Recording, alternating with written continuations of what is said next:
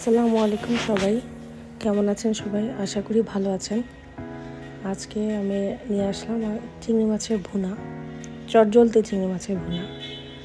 হুট করে মেহমান চলে আসায় কী করব ভাবতে ভাবতে ভাবলাম যে একটু চিংড়ি মাছ নামিয়ে সেটা ভুনা করে ফেলি। প্রথমে লবণ হলুদ মাখিয়ে চিংড়ি মাছগুলো ভেজে নিচ্ছি। আর এখন তো সব নতুন পেঁয়াজ, শীতকালীন নতুন পেঁয়াজগুলো কেমন যেন পানসে থাকে, তাই বেশি পেঁয়াজ ইউজ করব না আজকে।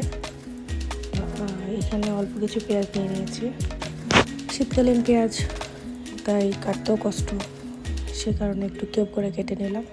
ভাজতে ভাজতে পেঁয়াজগুলো অটোমেটিক গলে যাবে, তাই আর এগুলোকে কুচি করিনি। ভাজা পেঁয়াজগুলো একটু নরম হয়ে আসার পরে তাতে দিয়ে দিলাম একটু পেঁয়াজ বাটা, অল্প একটু আদা বাটা, অল্প একটু রসুন বাটা। আর আমরা যখন চিংড়ি মাছ ভুনা করি, চিংড়ি মাছের যে খোসা থাকে সেটা আলাদা করে ব্লেড করে রেখে দিই, ওইটা অ্যাড করে দিলে টেস্টটা খুব ভালো আসে। একটু চিংড়ি মাছের ছিলকা বাটাগুলো দিয়ে দিলাম এবং ভেজে নিচ্ছি আস্তে আস্তে। দেখি পেঁয়াজগুলো কেমন নরম হয়ে গেল। এই ফাঁকে আমি একটু টমেটো, কাঁচামরিচ কেটে নিয়েছি, এগুলো অ্যাড করে দেবো। মশলাগুলো কষানোর সময় কষানো অবস্থায় এর মধ্যে দিয়ে দিলাম একটু হলুদ, মরিচের গুঁড়ো, সামান্য মরিচের গুঁড়ো, অল্প একটু ধনে গুঁড়ো। আর আজকে জিরা গুঁড়োটা দিতে ভুলে গিয়েছিলাম। চিংড়ি মাছে হালকা একটু জিরা গুঁড়ো দিই, খুবই সামান্য। পানি দিয়ে সুন্দর করে কষিয়ে নিচ্ছি। কষাতে এই ফাঁকে অন্য চুলায় ডাল বসিয়েছিলাম, ডালটা বাগা দিয়ে দিলাম। হুট করে মেহমান এসেছে, মেহমান মানেই তো লক্ষ্মী। খুবই ভালো লাগলো। আমার মার ছোট খালা, মাশাআল্লাহ, উনি এখন অনেক সুস্থ সবল আছেন, দেখেই ভালো লাগে। উনি আমাদের বাসায় বেড়াতে এসেছেন, আজকে দুপুরে থাকবেন। পাশাপাশি কিছু রান্নাও করে নিয়েছি।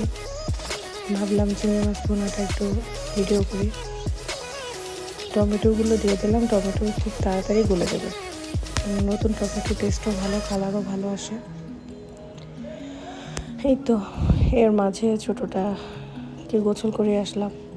পেঁয়াজগুলো নরম হতে হতে গরম পানি করে এসেছিলাম, তো রান্না হওয়ার মাঝেই গোসল করে ফেলেছি, কারণ বেলা হয়ে যাচ্ছিল, শীতের দিন একটু ঠান্ডা লেগে আছে ওর। চিংড়ি মাছগুলো দিয়ে দিলাম, চিংড়ি মাছগুলো সুন্দর করে কষিয়ে ফেলবো, এরপরে ধনেপাতা দিয়ে নামিয়ে ফেলবো।